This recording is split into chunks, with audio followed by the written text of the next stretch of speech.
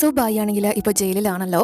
അതുകൊണ്ട് തന്നെ മിങ്ങി ആണെങ്കിൽ ജിയോട് വന്ന് ബായി ജയിലിലാണെങ്കിലും എനിക്ക് അത്ര നല്ല കാര്യമായിട്ട് തോന്നുന്നില്ല, എന്തോ പണി വരുന്ന പോലെയുണ്ട് എന്ന് പറയുമ്പോൾ ജിക്കും അതേ സംശയങ്ങളുണ്ട്. അയാൾക്ക് എന്തെങ്കിലും ബാക്കപ്പ് പ്ലാൻ ഉണ്ടായിരിക്കണം എന്ന്. ഇയാളും ശരിക്കും ജയിലിലായിട്ടും യാതൊരുവിധ പ്രശ്നങ്ങളും ഇല്ലാത്ത പോലെ ഇരിക്കുന്നതിന് കാരണം ആ ഒരു ശക്തിയാർന്ന മോതിരം ഇപ്പോഴും ഇയാളുടെ കയ്യിൽ തന്നെയാണല്ലോ ഉള്ളത്. അത് മാത്രമല്ല അപ്പോഴേക്കും ഇയാളുടെ പി ആണെങ്കിൽ ജയിലിൽ നിന്ന് മുന്നേ തന്നെ ഇറങ്ങിയിട്ടുണ്ടെന്ന് തോന്നുന്നു. സോ ഇപ്പൊ അങ്ങോട്ടേക്ക് വന്ന് അവിടെയുള്ള കാവൽക്കാരെ എല്ലാം ഇല്ലാതാക്കിയിട്ട് ഇയാളെ വന്ന് രക്ഷപ്പെടുത്തി കൊണ്ടുപോകാനായി എത്തിയിരിക്കുകയാണ്. ശരിക്കും പറഞ്ഞാൽ ഇതെല്ലാം തന്നെ ഇവരുടെ രണ്ടുപേരുടെയും പ്ലാൻ അനുസരിച്ച് നടന്നതാണ്. മുന്നേ തന്നെ നെതർ ബീസ്റ്റുകളെ നശിപ്പിക്കാൻ കൈക്കലാക്കിയതാണല്ലോ. ആ ഒരു സമയം തന്നെ ഇവരാണെങ്കിൽ അത് മനസ്സിലാക്കിയിട്ട് ഒരു സേഫ്റ്റിക്കായിട്ട് കുറച്ച് മുന്നേ തന്നെ മാറ്റിയിട്ടുണ്ടായിരുന്നു. സോ ഇവർ ഒളിപ്പിച്ചു വെച്ചത് മറ്റാരുടെയും കണ്ണിൽ പെടാതിരിക്കാനായിട്ടും മാത്രമല്ല ഇയാൾക്ക് ആ ഒരു സുഷോയി രാജ്യമായിട്ടും സഹകരിച്ചു പോകാൻ താല്പര്യമില്ലായിരുന്നു. അതുകൊണ്ട് തന്നെ അവരെയും യഥാർത്ഥ നെതർ ബീസ്റ്റുകളെ ജി ഇല്ലാതാക്കി എന്ന് വരുത്തി തീർക്കണമായിരുന്നു, വിശ്വസിപ്പിക്കണമായിരുന്നു. എന്നിട്ട് ഇയാൾക്ക് മാത്രം ഒറ്റയ്ക്ക് ആ ഒരു ശക്തിയായി വളർന്നു വരണമായിരുന്നു. അതിനു വേണ്ടിയിട്ടാണ് ഈ പി എ മനഃപൂർവ്വം അന്ന് ഇയാൾ പറഞ്ഞിട്ട് തന്നെയാണ് ജിബോസായിയെ നശിപ്പിക്കാൻ ഞാനാണ് തീരുമാനിച്ചത് എന്ന് പറഞ്ഞ് പിടികൊടുത്തിരുന്നല്ലോ. അതിനുശേഷം എല്ലാവരും കൂടെ ഇവനെ ജയിലിൽ പിടിച്ചിട്ടു. പക്ഷെ ഇവൻ അന്ന് ജയിലിൽ ഭയങ്കര അവശനായിട്ട് കിടക്കുന്നത് കണ്ടിരുന്നല്ലോ.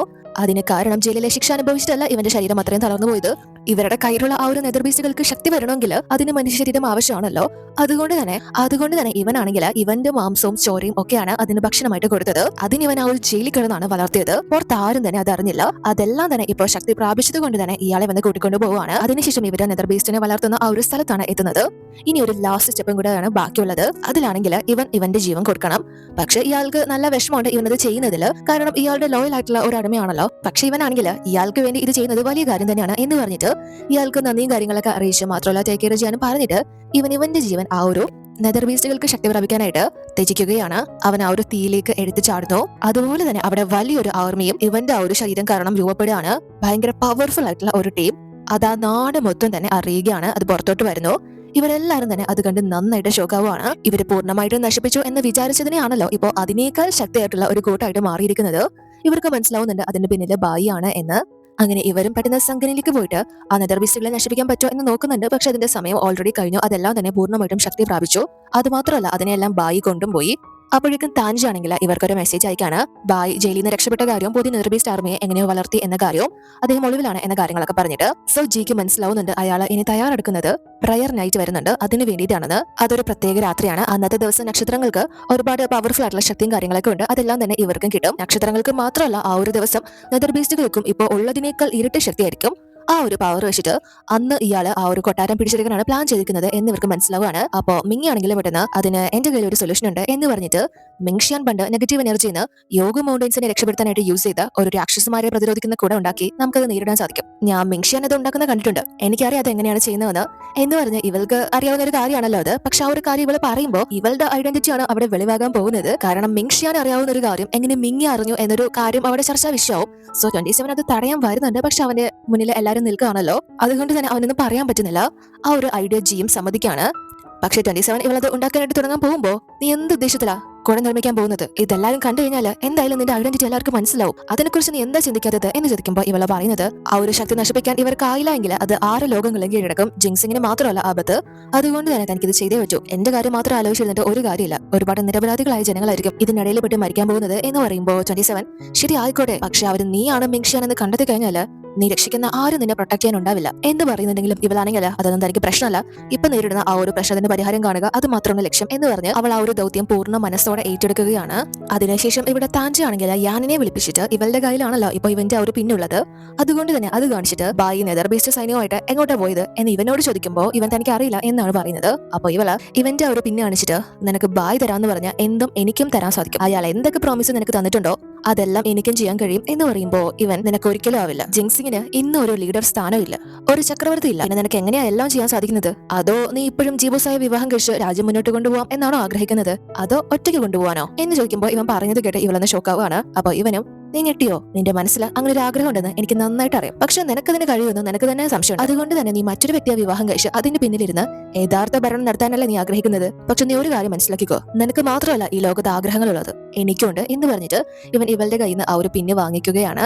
എന്നിട്ട് ഇവളോട് നീ അങ്ങനെ ഒരാളെ തേടി നടക്കുന്ന സ്ഥിതിക്ക് എന്തുകൊണ്ട് നിനക്ക് എന്നെ വിവാഹം കഴിച്ചൂടാ എന്ന് ചോദിക്കുമ്പോൾ ഇവളൊന്നും മിണ്ടുന്നില്ല. അപ്പൊ ഇവനും എന്താ ഒന്നും പറയാനില്ലേ? നിനക്ക് നിന്റെ സ്വാർത്ഥ താല്പര്യങ്ങൾ ഉപേക്ഷിക്കാൻ പറ്റാത്തടത്തോളം കാലം എനിക്ക് ബായി എവിടെയാണെന്ന് പറഞ്ഞു തരേണ്ട കാര്യമില്ല എന്ന് പറഞ്ഞിട്ട് പോകാൻ തുടങ്ങുമ്പോൾ ഇവളാണെങ്കിൽ പെട്ടെന്ന് ഇവനെ പിടിച്ച് കിസ് ചെയ്യാണ്.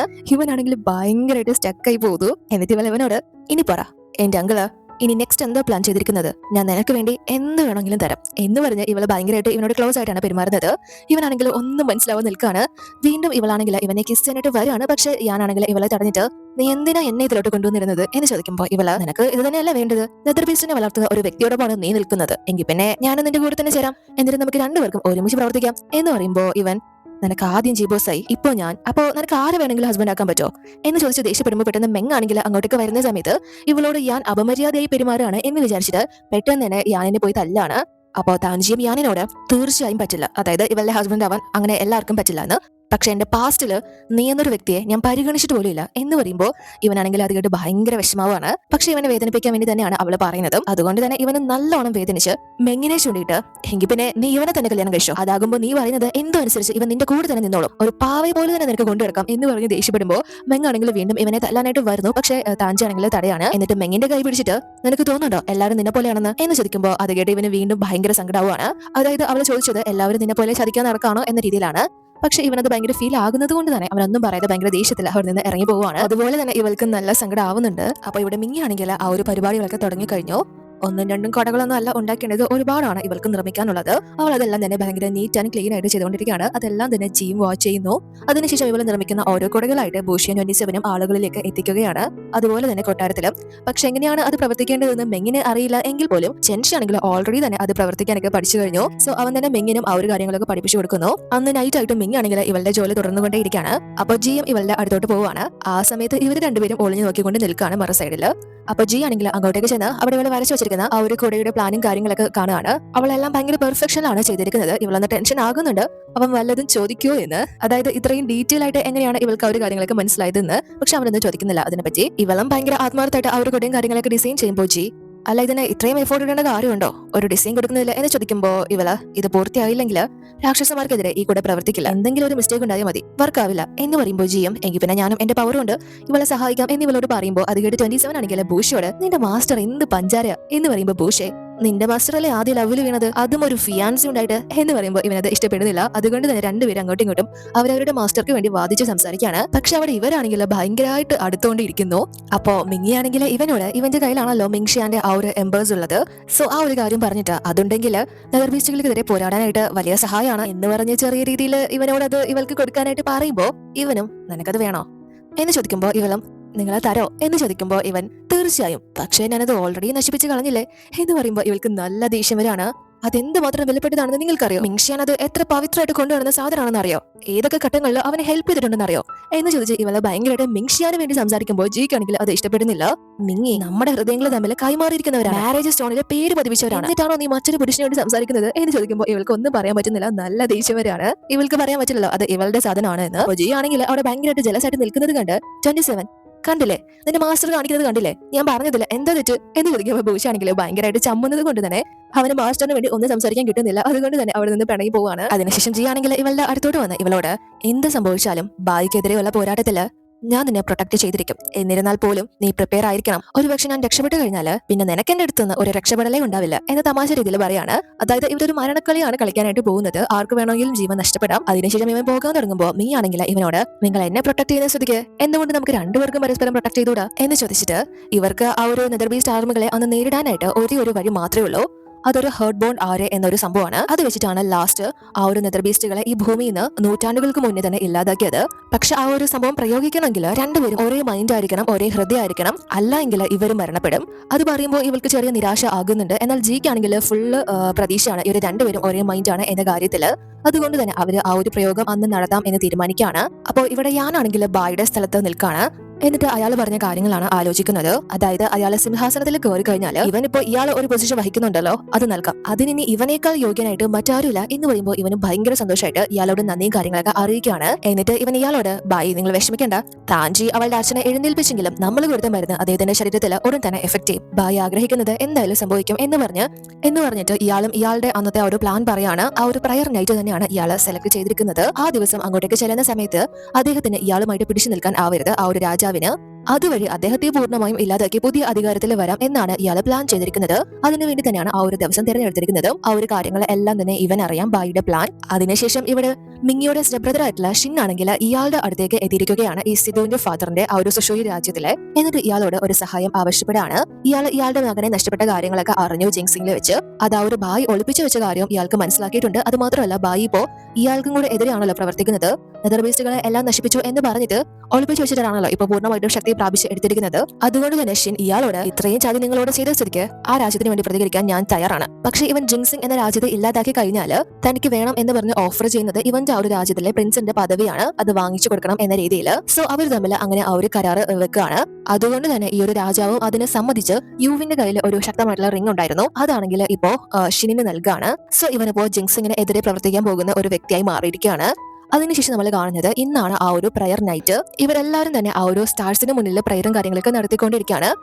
ഇദ്ദേഹത്തിന്റെ പവറും കാര്യങ്ങളൊക്കെ വെച്ചിട്ട് ആ സ്റ്റാർസിൽ നിന്ന് പവറും കാര്യങ്ങളൊക്കെ വീണ്ടെടുത്ത് എല്ലാവരും അതിന്റെ അനുഗ്രഹവും പവറും ഒക്കെ തന്നെ സ്വീകരിച്ചുകൊണ്ടിരിക്കുകയാണ്. എല്ലാവരിലേക്കും ആ ഒരു ഊർജ്ജം ലഭിക്കുന്നു. ആ നാട്ടിലുള്ള എല്ലാവരും അന്ന് ഭയങ്കര സന്തോഷത്തിലാണ്. എന്നാൽ അതേ സമയം തന്നെയാണ് ആ ഒരു നെതർ ബീസ്റ്റ് ശക്തി ഇവരുടെ അടുത്തേക്ക് എത്തുന്നത്. അതുപോലെ തന്നെ പെട്ടെന്ന് ഇവർ ആ ഒരു പ്രയറും കാര്യങ്ങളൊക്കെ നടത്തിക്കൊണ്ട് നിൽക്കുമ്പോൾ തന്നെ ആ ഒരു സ്റ്റാർസിനെ എല്ലാം മറച്ചുകൊണ്ട് കാർമേഘങ്ങൾ വന്ന് മൂടുകയാണ്. അത് മാത്രമല്ല ഇദ്ദേഹത്തിന് പെട്ടെന്ന് ശക്തിയും കാര്യങ്ങളൊക്കെ നഷ്ടപ്പെട്ട് ശരീരമൊക്കെ വയ്യാതായി അവിടെ വീഴുന്നു. അദ്ദേഹത്തിന് മാത്രമല്ല അവിടെയുള്ള എല്ലാവരും പവറും കാര്യങ്ങളൊക്കെ പോയി അവിടെ വീഴാനായിട്ട് തുടങ്ങുകയാണ്. അപ്പൊ തന്നെ കറക്റ്റ് ബായ് ആണെങ്കിൽ ഇവരുടെ അടുത്തേക്ക് എത്തുകയാണ്.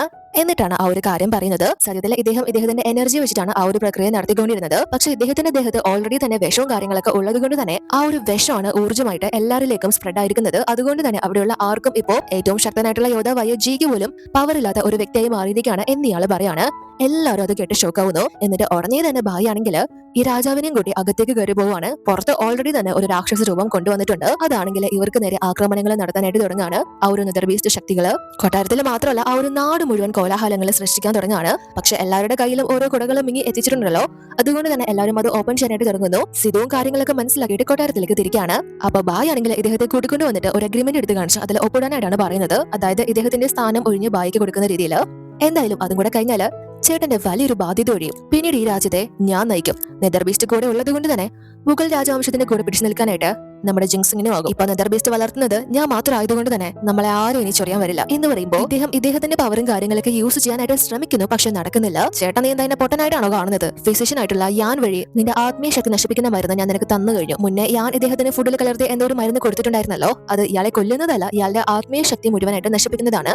അതുകൊണ്ട് തന്നെ ഇനി നീ വെറും സാധാരണമായിട്ടുള്ള വ്യക്തി മാത്രമാണ്. ഞാൻ ഒരിക്കലും നിന്നോട് പ്രതികാരം ചെയ്യണമെന്ന് വിചാരിച്ചിട്ടില്ല. പക്ഷെ നീ തന്നെയാണ് എന്നെ ഇതുവരെ കൊണ്ടെത്തിച്ചത്. അല്ലെങ്കിൽ വീക്ക് ആയിട്ടുള്ളവർ ഇവിടെ നിലനിൽക്കേണ്ട കാര്യമില്ല എന്ന് പറഞ്ഞിട്ട് ഇയാളെ ഇദ്ദേഹത്തിന്റെ കൈ മുറിച്ചിട്ട് ആ ഒരു എഗ്രിമെന്റ് സൈൻ ചെയ്യാനായിട്ട് കൊണ്ടുവരാണ്. എന്നാൽ ഇദ്ദേഹം സമ്മതിക്കുന്നില്ല. അതാണെങ്കിൽ ദൂരേക്ക് വലിച്ചെറിയാണ് ആ ഒരു എഗ്രിമെന്റ്. അതുകൊണ്ട് തന്നെ ബായ് ആണെങ്കിൽ ഇദ്ദേഹത്തിന് കുത്തിനേറി പിടിച്ചിട്ട് ഇദ്ദേഹത്തെ കൊല്ലാനായിട്ട് ശ്രമിക്കുന്നു. പക്ഷെ ഉടനെ തന്നെ ഭയങ്കരമായിട്ടുള്ള ശക്തിയായി ഒരു പവറും കൊണ്ട് ജി ആണെങ്കിൽ അകത്തേക്ക് പ്രവേശിക്കുകയാണ്. എന്നിട്ട് ആ ഒരു ബായിയെ അടിച്ച് തറയിലിട്ടിട്ട് ഇദ്ദേഹത്തെ കൊണ്ടുപോയി ആ ഒരു സിംഹാസനത്തിൽ ഇരുത്തിയിട്ട് അദ്ദേഹത്തിന്റെ ബോഡിക്ക് ആവശ്യമായിട്ടുള്ള പ്രതിവിധിയും കാര്യങ്ങളൊക്കെ നൽകുന്നു. എന്നിട്ട് ജി ആണെങ്കിൽ ബായിയോട് ബായി നിങ്ങളെ കൂടുതൽ വെയിറ്റ് ചെയ്യിപ്പിക്കേണ്ടി വന്നതിൽ സോറി എന്ന് പറയുമ്പോൾ ഇയാള് അപ്പോ നിനക്ക് നിന്റെ ആത്മീയ ശക്തി നഷ്ടപ്പെട്ടില്ലേ എന്ന് ചോദിക്കുമ്പോൾ ജി ആണെങ്കിൽ ഇവന്റെ ശക്തി കൊണ്ട് അവിടെയുള്ള ഡോർ ഓപ്പൺ ചെയ്യുകയാണ്. ഉടനെ തന്നെ പുറത്ത് നിൽക്കുന്നവരും അകത്തേക്ക് കയറി വരുന്നു. ഇവർക്ക് ഒന്നും സംഭവിച്ചിട്ടില്ല. അതിന് റീസൺ യാനാണ്. ബായ് ഇയാളുടെ എല്ലാ പ്ലാനുകളും ഇവനോട് ഷെയർ ചെയ്തിട്ടുണ്ടായിരുന്നല്ലോ. പക്ഷെ അയാൾ നേരത്തെ പറഞ്ഞതുപോലെ തന്നെ ഇവന്റെ വീക്ക്നെസ് എന്ന് പറയുന്നത് ഇവൻ അകമേ നന്മ കൊണ്ട് പുറമേ ഒരു ചെകുത്താനായിട്ട് നടക്കുന്ന ഒരു വ്യക്തിയാണ്.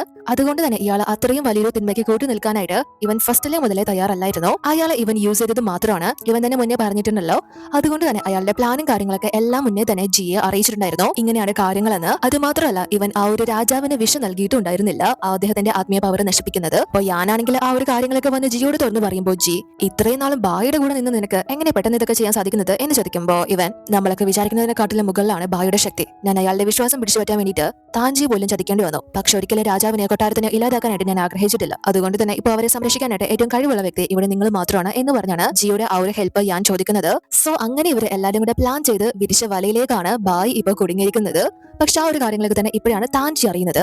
സോ താഞ്ചി ഇയാളോട് നിങ്ങൾ എന്തിനു വേണ്ടി ഇതൊക്കെ ചെയ്യുന്നത്? ഈ കാര്യങ്ങളൊക്കെ ചെയ്യുന്നത് അധികാരത്തിന് വേണ്ടിയായിരുന്നോ എന്ന് ചോദിക്കുമ്പോൾ ഇയാൾ പറയുന്നത് അവിടെ ശക്തനായിട്ടുള്ള ഒരു ഭരണാധികാരി ഇല്ല എന്നാണ്. അതിനു വേണ്ടിയിട്ടാണ് എന്ന് പറയുമ്പോൾ ഇവിടെ ഓൾറെഡി ഒരു ഭരണാധികാരി ഉണ്ട്. അദ്ദേഹത്തിന്റെ ഭാരം താങ്ങാനായിട്ട് ഞാനും ഉണ്ട്. ഞാൻ ജീവിക്കുന്നിടത്തോളം കാലം എന്റെ അക്കാഡമി എന്റെ കയ്യിലുണ്ടെങ്കിൽ എനിക്ക് എന്റെ രാജ്യത്തെ ഒരിക്കലും താഴെ ഇടാതെ നോക്കാനായിട്ട് സാധിക്കും. എനിക്കറിയാം മുകളിലോട്ട് ഉയർത്തിക്കൊണ്ടുവരാൻ. അതിനെനിക്ക് നിങ്ങളെ പോലെ ആരെയും കൊല്ലേണ്ട കാര്യമൊന്നുമില്ല എന്ന് പറയാണ്.